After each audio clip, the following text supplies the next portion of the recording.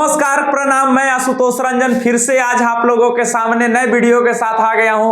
अब यहां देखिए दोस्तों, आइए टॉपिक पर ज्यादा बातचीत नहीं, हम लोग अभी चल रहे थे 60 क्वेश्चन के सेशन में और उसका ये तीसरा एपिसोड है। तीसरा एपिसोड करने का मतलब है कि हम लोग टोटल 6 एपिसोड बनाएंगे, किसका 2 मार्क्स वाले का, और 5 मार्क्स वाले का हम लोग 5 एपिसोड 5 वीडियो डालेंगे। इतना में फाइनल, इतना काफी होता है आपके बोर्ड एग्जाम के लिए। कुछ वीडियो पहले से अवेलेबल है, उसको भी देख लेना है। और वीडियो देख रहे हैं अगर आप लोग हमेशा रेगुलर, तो आप सब्सक्राइब और लाइक भी करना न भूलेंगे।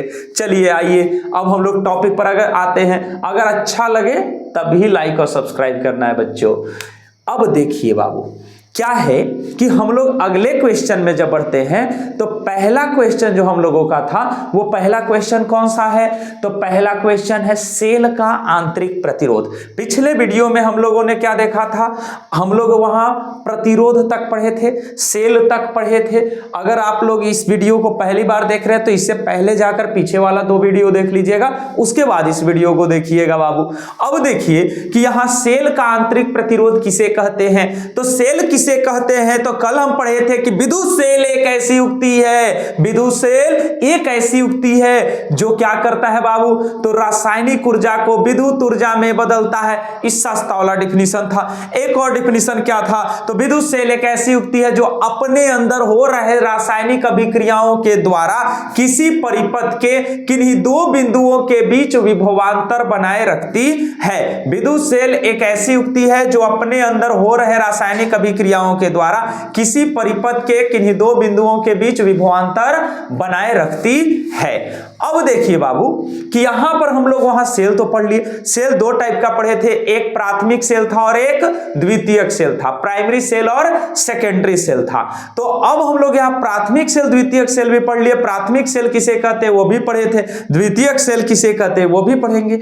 आज हम लोग समझेंगे, एक क्वेश्चन एग्जाम में पूछता है कि सेल के आंतरिक प्रतिरोध से आप क्या समझते हैं। क्या है? सेल के आंतरिक प्रतिरोध से आप क्या समझते हैं? तो किसी भी सेल में उपस्थित जो कारक होगा, किसी भी सेल में उपस्थित कारकों के कारण विद्युत धारा के मार्ग में आने वाली रुकावट को उस सेल का आंतरिक प्रतिरोध कहते हैं।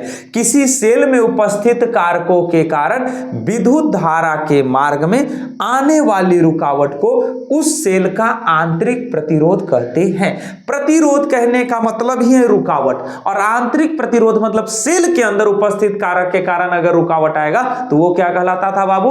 आंतरिक प्रतिरोध। किसी सेल के आंतरिक प्रतिरोध को हम लोग किससे सूचित करते हैं? आर से सूचित करते हैं। किससे सूचित करेंगे? आर से। और आंतरिक प्रतिरोध का एसआई मात्रक होता है ओम। एसआई मात्रक क्या होगा बाबू? ओम होता है। ठीक है। अब और क्या हम लोग पढ़ेंगे? तो यहां पर किसी भी सेल का जो आंतरिक प्रतिरोध है वो कुछ बातों पर निर्भर करेगा। कौन कौन बातों पर? तो सबसे पहले कि विद्युत सेल में उपस्थित जो वहां द्रव होगा उसकी प्रकृति और सांद्रता पर। विद्युत सेल जो है उसमें जो भी अपघट्य है उसकी प्रकृति और सांद्रता पर उसका क्या निर्भर करता है? यहां सेल का आंतरिक प्रतिरोध। दूसरा किस पर निर्भर करता है? तो जो प्लेट डूबे हुए रहते हैं सेल में उनके क्षेत्रफल पर, कितना क्षेत्रफल उसका डूबा हुआ है। और तीसरा किस बात पर निर्भर करता है? तो प्लेटों के बीच की दूरी पर, प्लेटों के बीच की दूरी पर। पहला क्या है बाबू? तो किसी सेल का जो आंतरिक प्रतिरोध है वो क्या होता है? तो यहां समानुपाती होता है किसका? तो जो विद्युत सेल होगा उनके उसमें उपस्थित प्लेटों के बीच की दूरी का। तो क्या बोलते हैं कि किसी सेल का आंतरिक प्रतिरोध प्लेटों के मध्य दूरी के समानुपाती होती है। प्लेटों के मध्य दूरी मान लीजिए कि L है, तो यहां L के क्या रहेगा बाबू? समानुपाती। समीकरण फर्स्ट, इक्वेशन फर्स्ट। सेकंड में हम लोग क्या पढ़े थे कि किसी सेल में उपस्थित यहां जो आंतरिक प्रतिरोध है वो क्या होता है? तो प्लेटों के द्रव में डूबे हुए क्षेत्र के क्या होता है? व्युत्क्रमानुपाती होता है। मतलब इसका मतलब क्या हो गया बाबू? तो प्लेट जितना ज्यादा दूरी पर यहां स्थित होंगे उसका आंतरिक प्रतिरोध उतना ही ज्यादा होगा। प्लेटों के मध्य की दूरी जितनी कम होगी आंतरिक प्रतिरोध भी उतनी ही कम होगी। और प्लेटों का जितना ज्यादा क्षेत्रफल द्रव में डूबा हुआ होगा उसका आंतरिक प्रतिरोध जस्ट उल्टा होगा, मतलब ज्यादा क्षेत्रफल डूबा हुआ है तो आंतरिक प्रतिरोध कम होगा, और अगर कम क्षेत्रफल डूबा हुआ है तो आंतरिक प्रतिरोध मतलब इंटरनल रेजिस्टेंस का वैल्यू क्या हो जाएगा, कम। ठीक है, ज्यादा ये तो ये कम तो ये ज्यादा, आप ये याद रखिएगा। यहां से हम लोगों को दो इक्वेशन मिल गया बाबू। चलेंगे समीकरण कितना से, समीकरण 1 और समीकरण 2 से। समीकरण 1 और 2 को अगर मिला दिए तो समीकरण 1 से हो गया R समानुपाती L और समीकरण 2 से R व्युत्क्रमानुपाती A।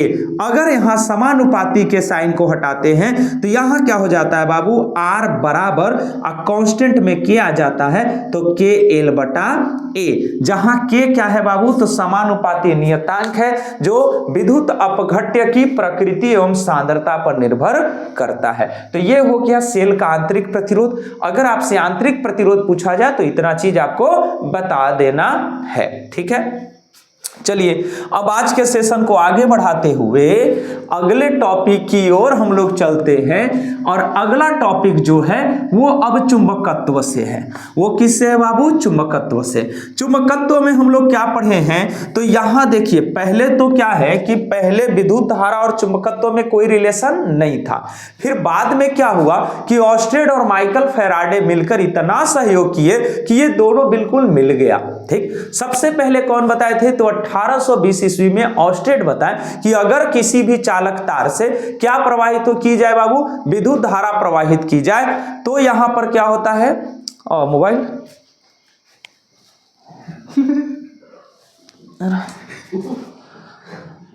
ठीक है। देखिए बाबू, ऑस्टेड यहां पर क्या बताए थे कि यदि किसी चालक तार से क्या किया जाए, विद्युत धारा अगर प्रवाहित किया जाए तो उसके कारण उसके चारों तरफ क्या उत्पन्न होता है, चुंबकीय क्षेत्र उत्पन्न होता है। क्या उत्पन्न होता है, चुंबकीय क्षेत्र उत्पन्न होता है। और माइकल फैराडे 1831 ईस्वी में क्या बताए थे कि यदि किसी चालक के नजदीक में अगर यहां पर क्या किया जाए, चुंबकीय क्षेत्र में परिवर्तन किया जाए, चुंबकीय क्षेत्र में परिवर्तन किया जाए, तो वहां पर क्या हो जाता है बाबू, तो उस चालक तार से विद्युत धारा प्रवाहित हो। ये समझो ना यार, कितना सिंपल सा बात है। ये तार है। अब यहां पर ऑस्टेड क्या बताया, 1820 ईस्वी में ऑस्टेड क्या बताया कि अगर इसके चारों, यहां पर इससे अगर विद्युत धारा प्रवाहित होगा तो इसके चारों तरफ क्या उत्पन्न होगा, चुंबकीय क्षेत्र उत्पन्न होगा। क्या उत्पन्न होगा, चुंबकीय क्षेत्र। और यहां पर माइकल फैराडे क्या बताया कि यदि किसी चालक के नजदीक चुंबकीय क्षेत्र में परिवर्तन किया जाए, चुंबकीय क्षेत्र में परिवर्तन, मान लीजिए यहां कोई चालक है, ठीक है बाबू, ये कॉइल हम लोग बना दिए, ठीक है। अब यहां पर क्या करेंगे कि एक धारा मापी लगा दिए। अगर यहां पर आप चुंबकीय क्षेत्र में परिवर्तन किए, माने वो चुंबक ले लिए, उसको लगे गति कराने, तो जब यहां चुंबकीय क्षेत्र में आप परिवर्तन कीजिएगा तो इस कुंडली से एक विद्युत धारा बहती है। ये बताए ऑस्टेड और ये बताए माइकल फैराडे। ऑस्टेड बताए कि चालक से विद्युत धारा प्रवाहित कीजिएगा तो चुंबकीय क्षेत्र उत्पन्न होगा।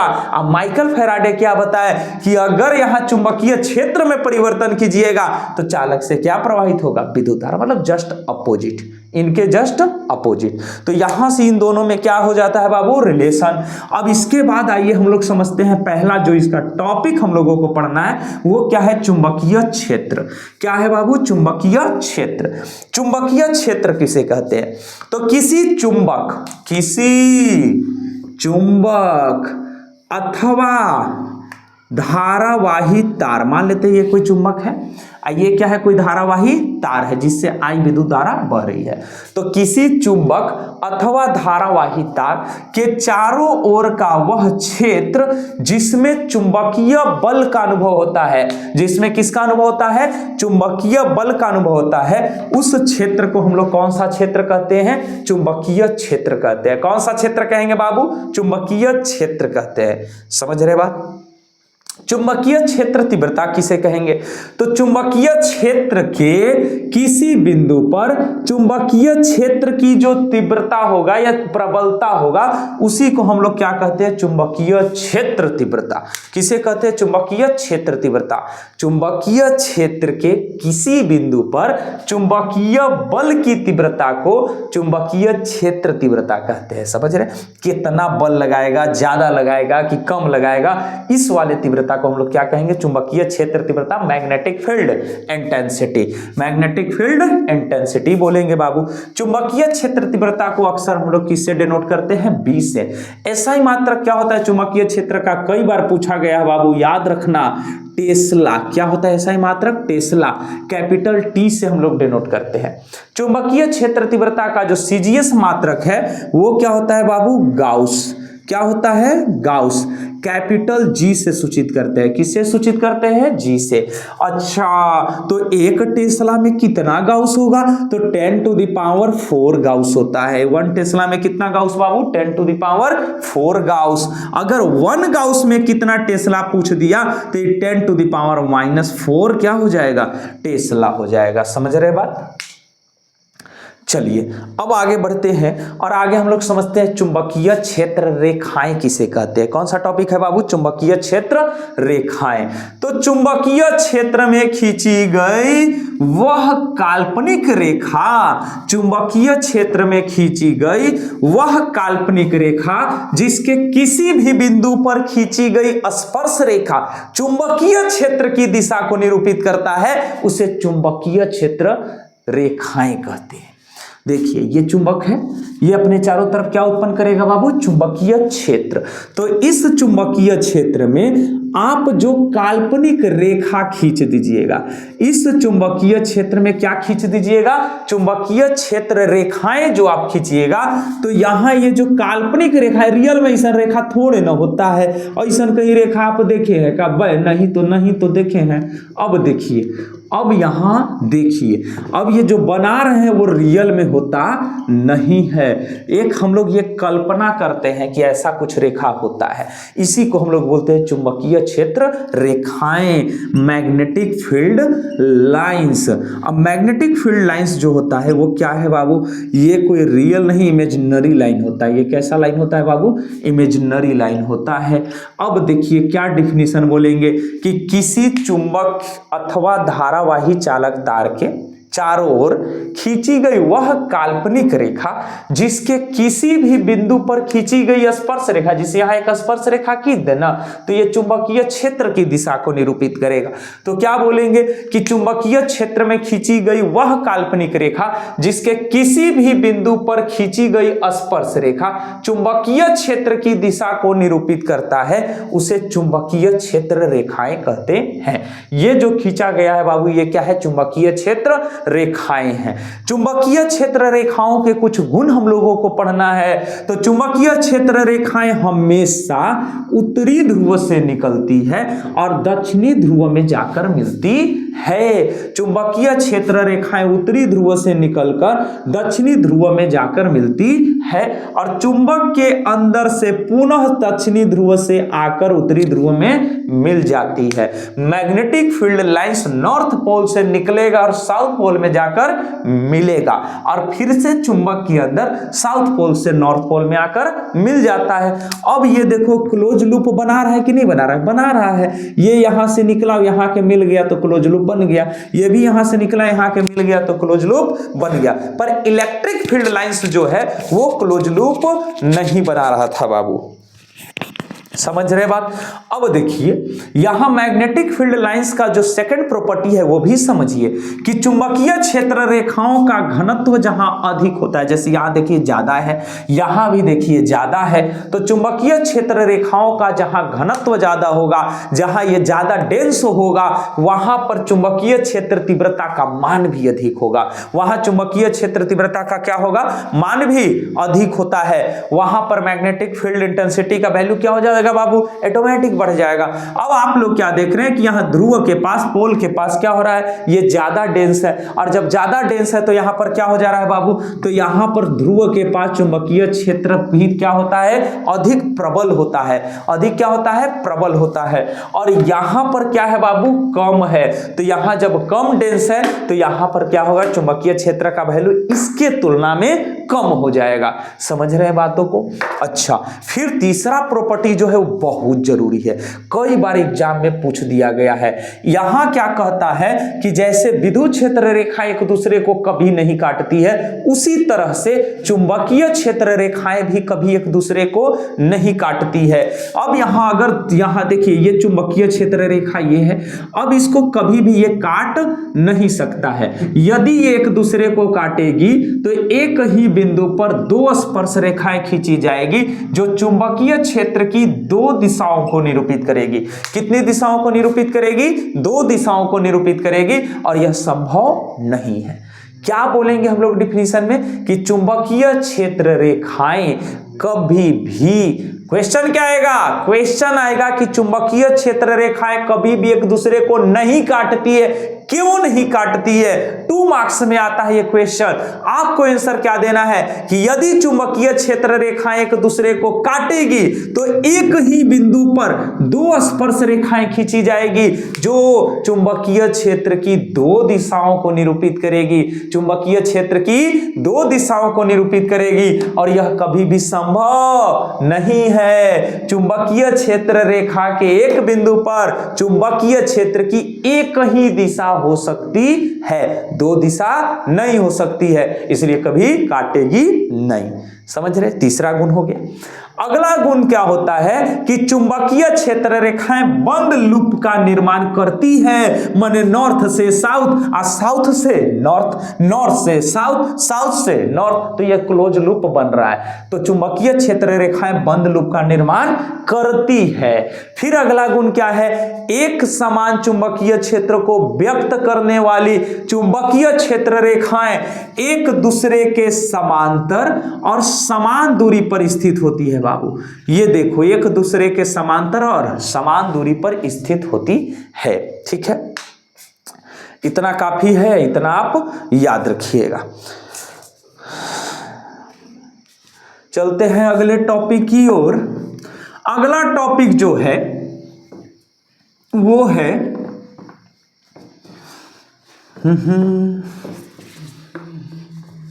लॉरेंज बल। क्या कहते हैं बाबू? अगला टॉपिक कौन है? लॉरेंज बल, लॉरेंज फोर्स। देखिए क्या होता है कि जब किसी आवेश को चुंबकीय क्षेत्र और वेग के दिशा के लंबवत गति कराया जाता है, या डायरेक्ट बोलिए कि यदि किसी आवेश को चुंबकीय क्षेत्र में गति कराया जाता है तो चुंबकीय क्षेत्र और वेग के दिशा के लंबवत उस पर एक बल कार्य करता है जिसे लॉरेंज बल कहते हैं। यदि किसी आवेश को चुंबकीय क्षेत्र में गति कराया जाता है तो चुंबकीय क्षेत्र और वेग के दिशा के लंबवत उस पर एक बल लगेगा, और उस बल को ही हम लोग क्या कहते हैं? लॉरेंज बल कहते हैं। और एक छोटा सा लैंग्वेज लिख देंगे कि यदि क्यू आवेश को, कितना आवेश को? क्यू आवेश को बी चुंबकीय क्षेत्र में भी वेग से गति कराया जाता है, यदि क्यू आवेश को बी चुंबकीय क्षेत्र में भी वेग से गति कराया जाता है तो उस पर लगने वाला जो लॉरेंज बल F होगा वो आवेश Q के समानुपाती होगा, वो आवेश Q के समानुपाती होगा। इक्वेशन हो गया फर्स्ट। सेकंड इक्वेशन क्या कहता है कि वह चुंबकीय क्षेत्र के क्या होगा? समानुपाती होगा। ये हो गया इक्वेशन सेकंड। और फिर क्या होता है? थर्ड इक्वेशन में क्या होता है कि वह वेग एवं चुंबकीय क्षेत्र के लंबवत घटक भी साइन थीटा के क्या होता है बाबू? समानुपाती होगा। ये हो गया इक्वेशन थर्ड। तीनों इक्वेशन से अगर चलेंगे तो लिखेंगे समीकरण 1, 2, 3 और 3 ही है, 1, 2 और 3 से। ठीक है। अब 1, 2 और 3 से अगर चलिएगा तो इसको लिख सकते हैं कि F समानुपाती क्यू बी भी साइन थीटा, क्यू बी भी साइन थीटा। इसी को अगर हम लोग यहां लिखेंगे बाबू तो F बराबर, और यहां पर समानुपाती के साइन को हटाएंगे और यहां अगर नियतांक में K लेंगे तो K, क्यू बी भी है तो क्यू भी भी लिख सकते हैं, तो क्यू भी साइन थीटा, और K का वैल्यू जो है वो कितना आता है 1 यहां, और अगर 1 यहां हम लोग रखेंगे तो F इक्वल टू क्या हुआ था बाबू, क्यू भी साइन थीटा। तो लॉरेंज बल F इक्वल टू क्या होता है, क्यू भी साइन थीटा। इसके लिए फॉर्मूला आया था क्लास में, हम लोग इसको बहुत ही डिटेल से पढ़े थे, इसके लिए कुछ कंडीशन था उसको भी पढ़े थे, पर यहां समय के अभाव को देखते हुए सिर्फ जितना जरूरी है उतना ही बताया जा रहा है। समझ रहे, कोई दिक्कत? Q क्या है, आवेश है, V क्या है, वेग है, B क्या है, चुंबकीय क्षेत्र, और थीटा यहां एंगल था, और F क्या है बाबू, लॉरेंज बल। F क्या है, लॉरेंज बल है। समझ रहे, इसको नोट कर लेना है, इस तरह से आपको इतना लिख देना है। अगर लॉरेंज बल भी सिर्फ पूछे 2 मार्क्स में भी तो भी इसको लिख लेना है, इसको लिखने में ज्यादा टाइम नहीं जाएगा, बस याद होना चाहिए। और किस तरीके से लिखना है वो भी एक दिन हम स्पेशल क्लास लेंगे, आपके एग्जाम से जस्ट 1 दिन पहले सारा तरीका आपको बताया जाएगा कि कैसे लिखना है आपको एग्जाम में, क्या क्या गलती नहीं करना है, क्या क्या गलती ऐसा करना है जिससे हमको और नंबर मिल जाए। कुछ गलतियां ऐसी भी होती है जो हमें सक्सेस कर दे, कुछ गलतियां ऐसी भी होती है जो हमें बर्बाद कर दे। चलिए अगला टॉपिक की ओर चलते हैं बाबू। तो अगला टॉपिक जो है वो सोलेनॉइड है, मतलब परिनालिका। क्या है बाबू, परिनालिका सोलेनॉइड है। तो जब एक बेलनाकार ढांचे पर, कैसा ढांचा, बेलनाकार, तो जब एक बेलनाकार ढांचे पर किसी लंबे चालक तार को, जब एक बेलनाकार ढांचे पर किसी लंबे चालक तार को सर्पिल रूप में इस प्रकार लपेटा जाता है कि तार के फेरे एक दूसरे से अलग किंतु ठीक अगल बगल व्यवस्थित हो, तो इस व्यवस्था को हम लोग क्या कहते हैं, परिनालिका। क्या कहते हैं, परिनालिका कहते हैं। ठीक है, तो अगर आपसे परिनालिका का डेफिनेशन पूछे तो बाबू आपको फिगर भी बना देना है। तो पूछेगा कि परिनालिका किसे कहते हैं, तो जब एक लंबे चालक तार को सर्पिल रूप में किसी बेलनाकार ढांचे के ऊपर इस प्रकार लपेटा जाए कि तार के फेरे एक दूसरे से अलग किंतु ठीक अगल बगल हो, तो इस व्यवस्था को परिनालिका कहते हैं। कोई दिक्कत यहां तक तो नहीं होनी चाहिए। अब यहां से बात आती है कि परिनालिका तो 2 मार्क्स में इतना हम लिख देंगे, 5 मार्क्स में आएगा तो डेरिवेशन भी करना होगा, समझे। पर 5 मार्क्स में ज्यादा चांस इस पर नहीं होता है, ज्यादातर चांस होता है सोलेनॉइड, कौन सा, टोरॉइड वाला। टोरॉइड कहने का मतलब होता है, टोरॉइडीय परिनालिका किसे कहते हैं, तो जब किसी परिनालिका को मोड़कर, मान लो कि ये परिनालिका है, तो जब किसी परिनालिका को मोड़कर उसे वृत्ताकार रूप दे दिया जाता है, जब किसी परिनालिका को मोड़कर उसे वृत्ताकार रूप दे दिया जाता है, तो इस तरह के परिनालिका को हम लोग टोरॉइडीय परिनालिका कहते हैं। कौन सी परिनालिका, टोरॉइडीय परिनालिका कहते हैं। टोरॉइडीय परिनालिका ये देखो बाबू, ये है, ठीक है। अब ये मान लो कि कोई परिनालिका था, उसको मोड़ के हम लोग गोल कर दी, ये है क्या एक्चुअल में, तो ये है बाबू परिनालिका, ठीक है। तो यहां देख लीजिए, यहां सेंटर O है, यहां रेडियस R है, तो ये जो परिनालिका बनेगा ये कौन सा सोलेनॉइड है, तो ये एक तरह से सोलेनॉइड ही था, बट इसको हम लोग क्या कर दिए, मोड़ दिए। तो जब गोल हो गया तो ये टोरॉइड हो गया, क्या हो गया, टोरॉइड, ठीक है। चलिए बाबू आगे बढ़ते हैं, अगले टॉपिक की ओर बढ़ते हैं, और ये भी बहुत जरूरी है चुंबकत्व चैप्टर का।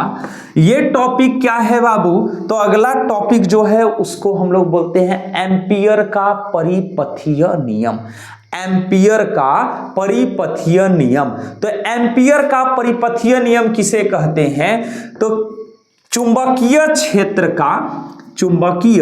क्षेत्र का रैखिक समाकलन, और रैखिक कहेगा तो डीएल लीजिए ना, का लीजिएगा चुंबकीय क्षेत्र तो बी, रैखिक समाकलन तो क्या लेंगे डीएल, और समाकलन कह दिया तो इंटीग्रेशन उससे प्रवाहित विद्युत धारा का। तो मान लीजिए कि आई विद्युत धारा प्रवाहित हो रहा था, तो उससे प्रवाहित विद्युत धारा का म्यू नॉट गुना के क्या होता है बराबर, इसे एम्पियर का परिपथीय नियम कहते हैं। अगर आपसे पूछे कि एम्पियर का परिपथीय नियम किसे कहते हैं, तो क्या बोलना है कि चुंबकीय क्षेत्र का, इस नियम के अनुसार चुंबकीय क्षेत्र का रैखिक समाकलन, चुंबकीय क्षेत्र का रैखिक समाकलन उससे प्रवाहित विद्युत धारा I के म्यू नॉट गुना के क्या होता है बउआ, और बराबर होता है, क्या होता है बराबर। इसको भी याद कर जाना है, ये भी VBI क्वेश्चन है बाबू, ये भी पूछेगा। तो इस तरह से इतना क्वेश्चन जो था वो आपका इस चैप्टर तक था। अभी भी हम लोग पूरा नहीं पार हुए हैं। अब जो अगला चैप्टर का मेन क्वेश्चंस आ जाते हैं, उस क्वेश्चन में देखिए एक बायो-सावर्ट लॉ है। तो बायो-सावर्ट का नियम जो है वो 5 मार्क्स में करवाएंगे। वो जब 5 नंबर वाला होगा ना, तो उस वाले सेशन में वो कुछ क्वेश्चन वो सब भी आएगा। इसी चैप्टर का एक और क्वेश्चन है साइक्लोट्रॉन। साइक्लोट्रॉन किसे कहते हैं, तो वो भी बाबू लैंग्वेज वाला है और 5 मार्क्स में पूछता है, उसको भी आपको एक बार देख लेना है। साइक्लोट्रॉन 1D ग्राफ जनित्र रेडियो सक्रियता विद्युत सेल और प्रकाश विद्युत सेल, और आपको क्या देख लेना है LED देख लेना है। और आप देख लीजिएगा इतना क्वेश्चन आप देखिए पहले लैंग्वेज वाला, इतना लैंग्वेज वाला कंप्लीट। हाँ एक और प्रति चुंबकीय पदार्थ, अनुचुंबकीय पदार्थ और लौह चुंबकीय पदार्थ, ये लैंग्वेज वाले क्वेश्चन है, ये 5 मार्क्स में पूछता है लंबा वाला में। ठीक है, तो आपको इस पर भी ध्यान देते रहना है बाबू। चलिए आइए आगे बढ़ते हैं। और अगला जो चैप्टर था वो क्या है चुंबकत्व। क्या है चुंबक और चुंबकत्व। तो मैग्नेट एवं मैग्नेटिज्म क्या है, तो चुंबक किसे कहते हैं, तो चुंबक वह पदार्थ है, चुंबक वह पदार्थ है जो क्या करता है, चुंबकीय पदार्थ। चुंबकीय पदार्थ किसको कहेंगे, जिसको आकर्षित करेगा, जिसको क्या करेगा आकर्षित। तो चुंबक वह पदार्थ है जो चुंबकीय पदार्थों को आकर्षित करता है एवं दूसरे चुंबक को आकर्षित एवं प्रतिकर्षित करता है, उसे हम क्या कहते हैं चुंबक कहते हैं। चुंबक को स्वतंत्रता पूर्वक लटकाने पर यह उत्तर दक्षिण दिशा की ओर क्या रहता है बाबू, स्थिर रहता है, उत्तर एवं दक्षिण दिशा की ओर स्थिर रहता है। समझ रहे बातों को। तो ये हुआ चुंबक। चुंबक भी कितने प्रकार के, 2 प्रकार के होते हैं।